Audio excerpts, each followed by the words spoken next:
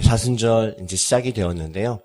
이 기간 동안에 더욱더 예수 그리스도의 십자가 또 구원 또 묵상하며 그 은혜 가운데 풍성한 하나님의 선물을 누리는 우리 모든 성도 되시길 주님의 이름으로 축원합니다. 지금 우리에게 필요한 사람, 어떠한 사람, 이게 좀 있으면 이제 선거철이 되잖아요. 다가오는 선거철 되면 이제 많은 후보들이 자신들의 꼭 당선되어야 될 이유들, 그리고 업적들, 이것들을 열거하면서 전심을 다해서 선거운동을 합니다. 앞으로 비전도 제시하고 공약도 선언하면서 열변을 토할 것입니다.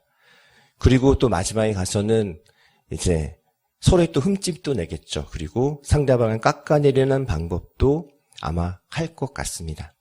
어떻게 해서든지 당선이 되어서 더 많은 또 우리 당의 당선자를 내어서 좀 그것을 통해서 뭔가 위기를 또 극복하고 본인이 좀 이 어떤 주도권을 잡으려고 하는 그러한 계획을 잡을 것입니다. 국민들의 마음을 사로잡기 위해서 그것이 가능한 방법일 것 같지만 실제로는 또 가능하지 않은 그런 공약들, 그런 약속들을 또 남발하겠죠. 또 그렇게 또 속았지만 한 번 더 믿어보자 하면서 또 뽑고 역시나 또 실망을 가져오게 될지도 모르겠습니다. 우리가 지도자를 뽑는다면 우리는 어떤 지도자를, 어떤 리더를 뽑아야 할까요? 이 땅에 지도자, 능력 있는 지도자, 난관을 극복하고 위기를 기회로 만들 지도자가 필요합니다. 모두를 하나로 통합시킬 카리스마 있는 또 서로의 어떤 관계들을 융합하고 다 화목하게 할 수 있는 피스메이커 역할을 할 수 있는, 그래서 다양한 덕목의 리더의 소양들이 어떤 갖춰야 될 자격들이 필요하겠습니다.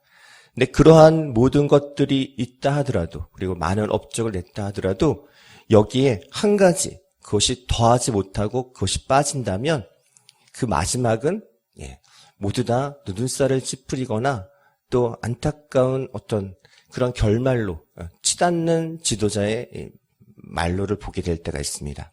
거기에 하나 더해야 할 것은 무엇일까요? 그것은 바로 겸손이라 말할 수 있겠습니다. 세상의 모든 복, 물질의 축복도 있고 건강의 축복도 있고 그 모든 것 중에 겸손을 빼면 그것은 축복이 아니라 저주로 바뀌어버립니다. 돈이 아주 많습니다. 제가 많은 건 아니고요. 어느 사람이 많다고 치면 이 많은 돈을 가지고 많은 것을 누릴 수 있겠지만 그 가운데 겸손이 빠져버린다면 겸손이 빠진 그 자리에는 반드시 교만이 차지하게 됩니다. 교만한 돈 많은 그 사람의 삶이 과연 축복일까요? 저주일까요? 건강하게 100세를 장수하며 살았습니다. 그런데 한평생 겸손의 모습이라고는 보이지 않았던 그 삶을 누가 존경하고 누가 본받으려고 할까요? 아무리 가난하고 가진 것이 없는 삶이라 할지라도 그 삶에 겸손한 삶을 살았다면 그는 교만한 부자보다 더욱더 존경받는 사람이 될 것입니다. 때문에 지금 우리에게 필요한 사람은 겸손의 사람입니다. 이것은 교회 밖에도 그렇지만 교회 안에도 필요합니다. 직분자, 또 교회 안에 어떤 리더를 세우고 어떤 섬길 자를 세울 때 어떤 사람을 뽑아야 될까? 많은 고민을 하겠지만 겸손한 사람을 뽑아야 합니다. 그 겸손엔 성실함도 들어있고 그 안엔 인내도 들어있고 그 안에 하나님 앞에 서 있는 그런 낮은 자의 모습, 종의 모습이 들어있기 때문에 겸손한 자를 뽑아야겠죠. 저는 이제 목회자니까 어느 교회에 이제 청빙 서류를 낼 때 보면 서류가 너무 많습니다. 건강검진부터 이제 범죄 조회부터 해갖고 하여튼 써야 될 그런 자료들이 너무나도 많습니다. 그 모든 걸 통해서 검증하고 싶은 것은 이 사람이 정말 하나님 앞에 신실하고 그리고 겸손하고 그리고 그 앞에서 정말 거룩한 자인지를 확인해 보려고 하는데 이 종이로는 확인할 방법이 없습니다. 결국엔 그 사람을 겪어봐야 되고 또 이 사람과 시간을 지내봐야만 그가 겸손한 자인지 아닌지를 알 수 있는 것이죠. 그래서 처음엔 겸손했지만 나중에 교만해버리면 다시 물릴 수가 없습니다. 성경에 나오는 대표적인 인물이 한 명 있습니다. 아마 이 사람은 본인이 이렇게 많이 이러한 이 사례로 등장할 것이라고 생각을 못했을 것입니다. 잘 아시는 사울 왕이 그렇습니다. 처음엔 한없이 겸손했습니다. 사무엘상 9장 21절에 사울이 대답하여 이르되 나는 이스라엘 지파의 가장 작은 지파 베냐민 사람이 아니니까 또 나의 가족은 베냐민 지파 모든 가족 중에 가장 미약하지 아니하니까 당신이 어찌하여 내게 이같이 말씀하시나이까 하니. 그러니까 본인은 자기가 속한 지파가 가장 모든 지파 중에도 가장 작고 그 지파 안에서도 우리 집안은 가장 미약한데 그 가족 중에 있는 저에게 어떻게 왕으로 하나님께서 기름 부어서 세우시려고 하는지 저는 감당할 수 없습니다. 저는 못합니다. 너무나도 겸손한 모습이었습니다. 우리는 낮은 곳에 있을 때 그리고 자신이 정말 별 볼 일 없다고 생각을 했을 때 누구라도 인정하고 또 스스로도 그렇게 인정할 때 자연스럽게 겸손해질 수 있습니다. 가진 것도 없고 쌓아놓은 것도 없고 또 한없이 그때는 겸손한 것이 당연한 것이겠죠. 그런데 점점 높아지고 점점 가진 것이 많아지고 누리는 것이 많아지게 되면 소위 말해 사람이 달라집니다. 좋게 달라지면 좋겠는데 대부분 안 좋게 달라질 때가 많습니다. 나이가 들수록 또는 통장의 잔고가 많아질수록 또는 어떤 받은 상장이나 어떤 업적들이 많아질수록 낮은 곳에 있을 땐 참 사람이 좋고 참 좋았는데 진급하고 올라가면 올라갈수록 자신의 아래에 거느리는 사람이나 부하 직원이나 또 자신에게 고개를 숙이는 일들이 많아지게 되면 나 또한 마찬가지로 고개를 숙이는 것이 아니라 고개가 뻣뻣해지고 굳어지는 이들을 볼 때가 있습니다. 왜 그럴까요? 변은 고개를 무르익으면 고개를 숙이게 되는데 사람은 오히려 그것을 거스리는 능력이 있는 것 같습니다. 그렇게 겸손했던 사울 왕 결국 이렇게 되었습니다. 사무엘상 15장 11절에 내가 사울을 왕으로 세운 것을 후회하노니 그가 돌이켜 나를 따르지 아니하며 내 명령을 행하지 아니하였음이라 하신지라. 사무엘이 근심하여 온 밤을 여호와께 부르짖으니라. 결국 사울 왕은 하나님의 말씀을 거역하고 순종하지 않고 교만해져서 결국 겸손이 사라져버려서 하나님의 영이 떠나버리고 하나님이 그를 버리는 결과를 치닫게 되었습니다. 사람이 항상 겸손하기가 참 어렵습니다. 잘 될수록 높아질수록 사람들의 인정을 받고 싶고 시선을 받으면 받을수록 더욱 겸손하고 또 겸손해야 죄의 길에 빠지지 않을 수 있습니다. 오늘 말씀에서 예수님은 인간의 모습으로 이 땅에 오셨습니다. 예수님은 죽기까지 복종하셨습니다.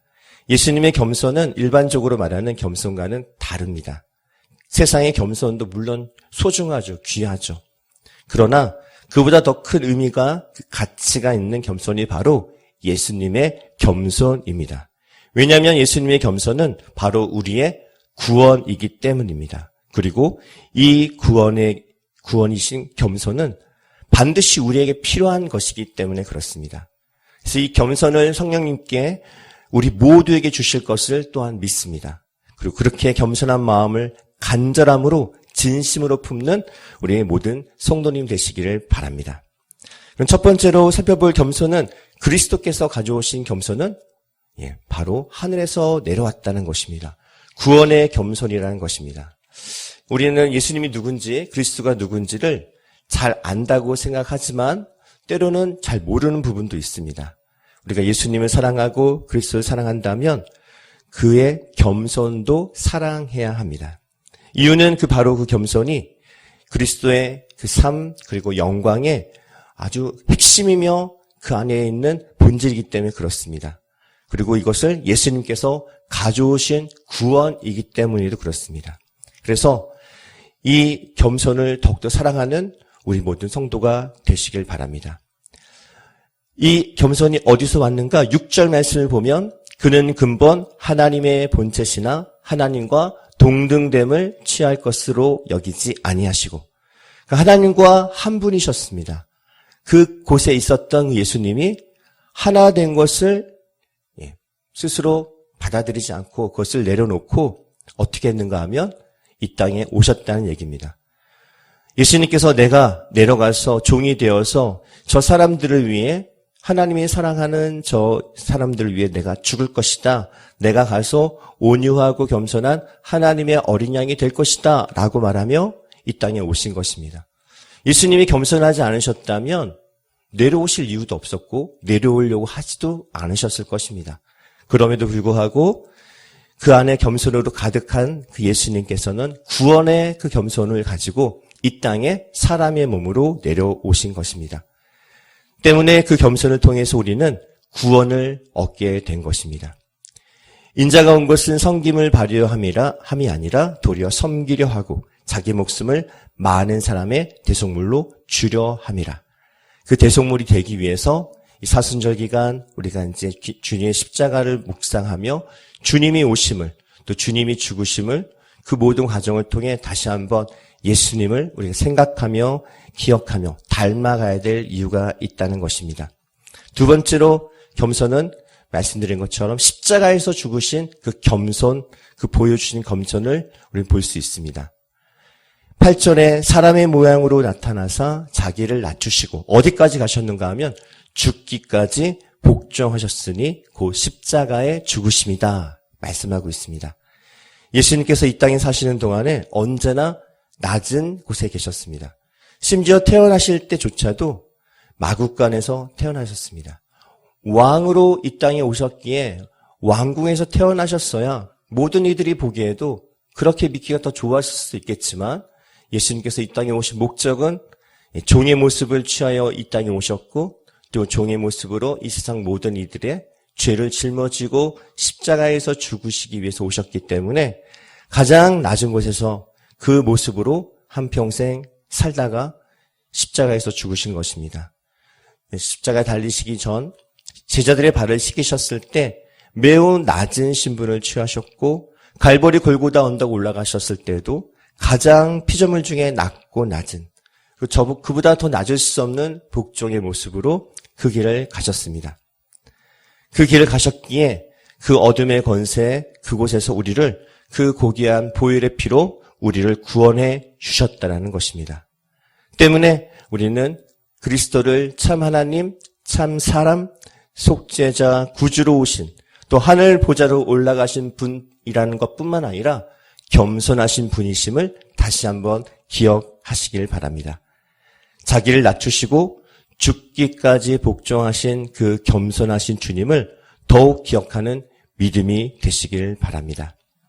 그 예수님이셨기 때문에 오늘은 8절까지만 읽었지만 그 9절에 그렇게 낮추셨던 겸손의 그 그리스도 대신 예수님을 하나님은 어떻게 올리셨는가 하면 이러므로 하나님이 그를 지극히 높여 모든 이름 위에 뛰어난 이름을 주사 그 겸손은 한없이 나약하고 볼품없고 그리고 저기에 무슨 희망이 있을까 싶은 모습이었을지 모르겠지만 결국엔 하나님께서 다시 예수님을 그리스도로 그를 지극히 높이셔서 모든 이름 위에 뛰어난 이름으로 되게 하셨다는 것입니다.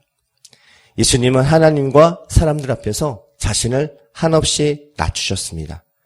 겸손이야말로 그리스도께서 이 땅에 오신 삶을 우리 모두에게 보여주시는 바로 그 모습인 줄 믿습니다.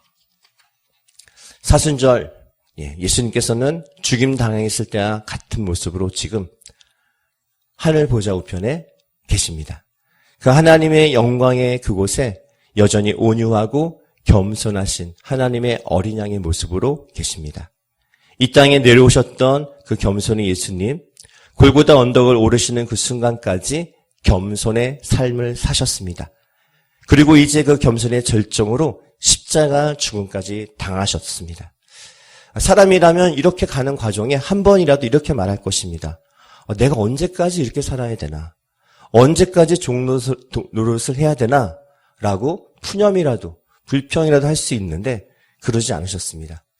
저도 청년 때부터였던 걸로 기억합니다. 교회 아니라 학교에 있을 때에도 어떻게 섬기는 것 뒤에서 이렇게 좀 돕는 그런 자리가 더 편했지 앞에 나서는 자리는 불편하고 또 쑥스럽기도 하고 그런 자리는 좀처럼 나가기 어려웠던 그런 기억들이 납니다. 그 후로 교회에서 섬기게 되고 또 교회에서 부서를 맡게 되면서 더욱더 섬길 수 있는 자리를 당연한 것으로 여기며 지내왔던 것으로 기억합니다. 근데 이렇게 지내왔던 것이 그 당시에는 당연했었고 그것이 마음가에도 기쁨이 있었고 감사함도 있었는데 저도 어느 순간 시간이 지나면서 점점점 삶의 환경도 바뀌게 되고 교회에서의 직분도 점점 교육전도사에서 또 목사 안수를 받고 목회자가 되어지면서 달라진 모습이 생기게 되었습니다. 과거만쯤은 아니지만 순수하지 않다라는 것과 또 교만한 모습이 있다라는 것을 보게 되었습니다. 그런 생각을 하게 할 때마다 떠오르는 사건이 있습니다. 그래서 그 중에 한 가지는 양천 교회에서 이제 섬기게 잠깐 머무르게 될 때 딸아이가 있는 학교 그곳에서 이제 봉사를 하게 나갔던 적이 있습니다. 흔히 말하는 녹색 어머니 깃발을 이제 들고 내리는 건데 그곳에서 또 하나님의 은혜로 회장이 되었고 회장이 되어서 그 지역 졸업생들 모임에 수시로 초청을 하는 것입니다. 회장이라는 이유로. 근데 그 자리에 나가면 이제 교회 다닌 분들이 아니시기 때문에 세상 얘기하시고 학교에서 졸업한 동문들이니까 서로 간에는 소통할 거리가 있는데 저는 소통할 거리가 거의 없는 거죠. 그런데 이제 하나의 어떤 타이틀을 얻었기 때문에 그 자리에 나오라고 권유를 받고 나가서 이제 식사를 하면 꼭 그분들은 마지막에 이제 또 술자리를 가지십니다. 술자리를 가지시면서 이런저런 얘기하시다가 제 앞에 있는 분들이 계속 이제 로테이션 내면서 바뀌십니다. 어떤 분이 오셨다가 얘기하고 가시고 또 다른 분이 오셨다가 얘기하고 가시고 그분들의 얘기는 대부분 신앙 고백이나 또는 고해성사 같은 과거에 내가 교회를 다녔는데 지금은 안 다닙니다. 제가 여쭤보지도 않았는데 스스로 얘기하시면서 결국엔 공통적인 어떤 이제 요구사항은 이 지역에 이 마을에 과거에는 존경할 만한 목사님이 계셨다. 그리고 그러한 분들이 지금은 보이지 않는다. 왜 그러냐? 목사님도 그럴 거냐? 그러면 안 된다. 라고 저한테 얘기를 하는 겁니다. 이제 막 목사 안수 받은 1년도 되지 않았던 저에게 그렇게 얘기하시는 그분들의 이 말씀이 좀 부담되기도 했지만 한편으로는 많은 목회자들이 있었고 이제 저도 이제 목사를 시작하는 목회자로 나아가는 첫 발걸음인데 세상에서 좀 낮은 자리에서 좀 더 손해보면서 남들을 배려하는 그러한 위치에 있는 또 지역을 섬기며 그들에게 위로가 되어지고 또 그들의 고민을 들어줄 수 있는 그러한 위로가 되어지는 그러한 믿음의 목사님들이 없다라는 사실에 놀라기도 했었고 또 앞으로 나아가야 될 길에 저도 그만큼 또 부담을 또 갖게 되었습니다. 어쩌면 우리는 교회 안에서는 서로 기도 제목도 들어주고 서로 위로도 해주며 서로 낮은 자리에서 섬기는 것을 기꺼이 하는 모습을 보이는 것이 자연스럽지만 저 교회 밖에만 나가도 그렇게 겸손의 모습과 배려의 모습과 남에게 좀 손해보는 그런 일들을 하는 것 더 나아가서 겸손이신 예수 그리스도의 모습으로 죽기까지 자신을 낮추시며 그리고 종의 몸으로 모든 이들을 위해서 희생하시는 그러한 삶을 살아가는 그러한 기독교인들, 그런 믿는 자들이 너무나도 없다라는 것은 우리의 믿음을 다시 한번 돌이켜봐야 될 상황이라고 믿습니다. 이 사순절 기간에 나의 믿음은 다른 주변에 있는 이들에게 겸손의 예수 그리스도의 모습을 보여주고 있는지 그렇게 믿음으로 나아가고 있는지 한번 다시 돌아보는 이 시간이 되시길 바랍니다.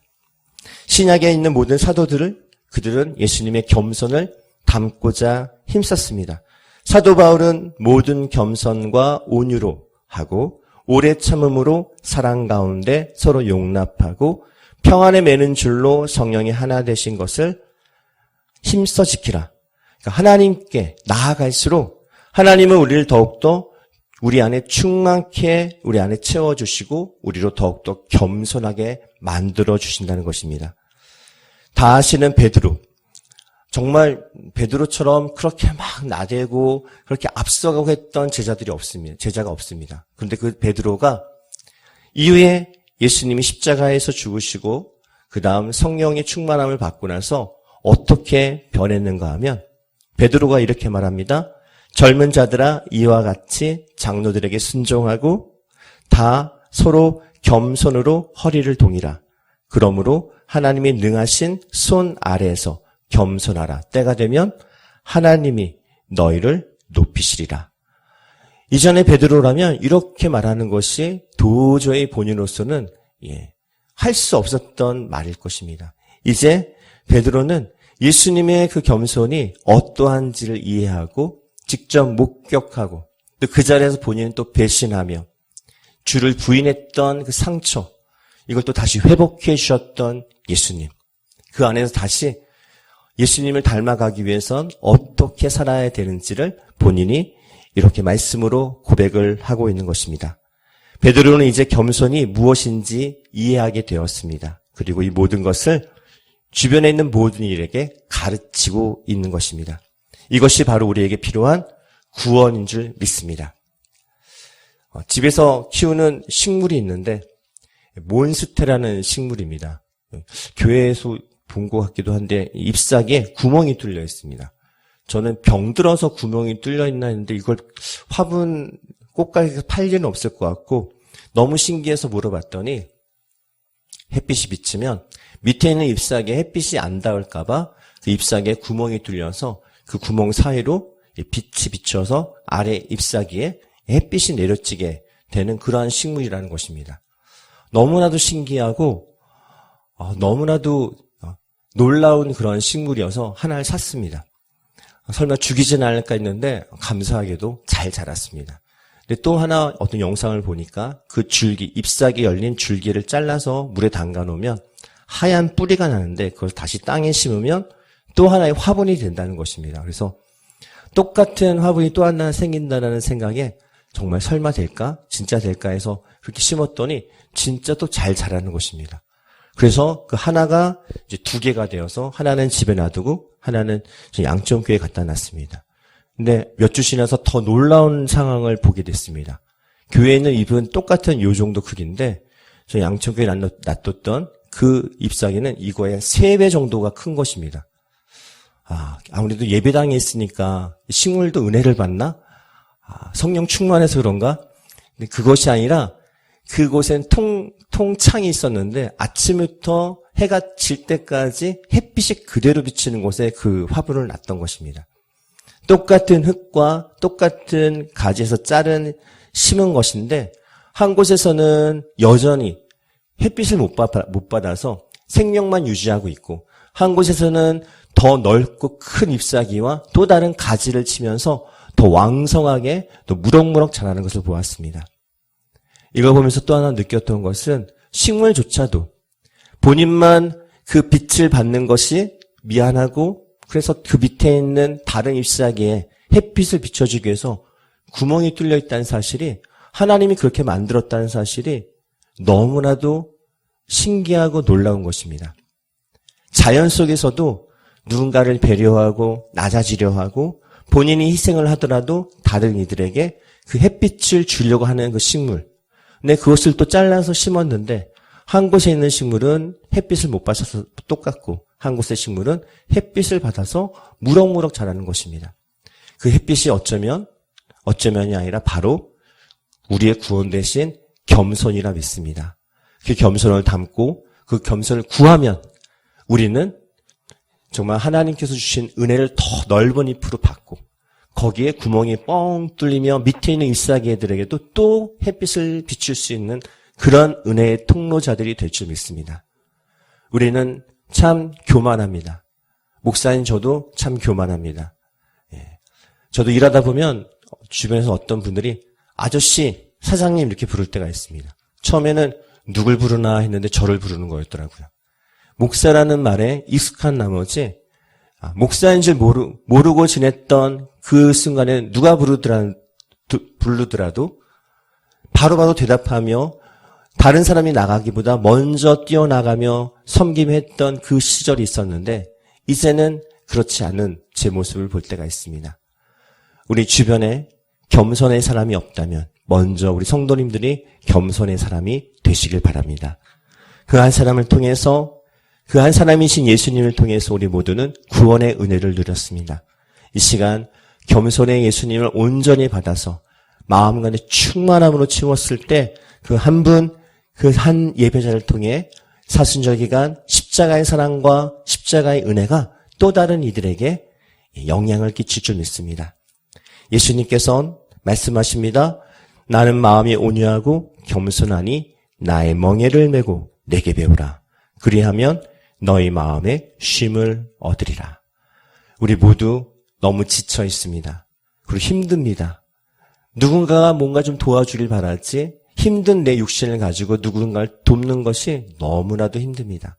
그러나 먼저 일어나, 먼저 소매를 걷고, 먼저 무릎을 꿇고, 먼저 나아가서 기도의 자리로, 말씀의 자리로, 말씀과 기도의 능력으로, 섬김의 자리로, 겸손의 자리로 나아가는 우리 참 즐거운 교회 모든 성도님이 되실 때 십자가의 구원의 그 은혜가 이 사순절 기간에 모든 가정과 일터와 이 교회 가운데 가득 넘칠 줄 믿습니다. 이 믿음 가지시고 사순절 기간 기쁨으로, 감사함으로 또는 그 은혜와 그 모든 하나님, 예수님이 당하신 고통과 그 고난도 함께 느끼시면서 모든 것을 온전히 누리며 느끼며 겸손 되신, 구원 되신 주님을 더욱더 닮아가는 모든 성도님 되시길 주님의 이름으로 축원합니다.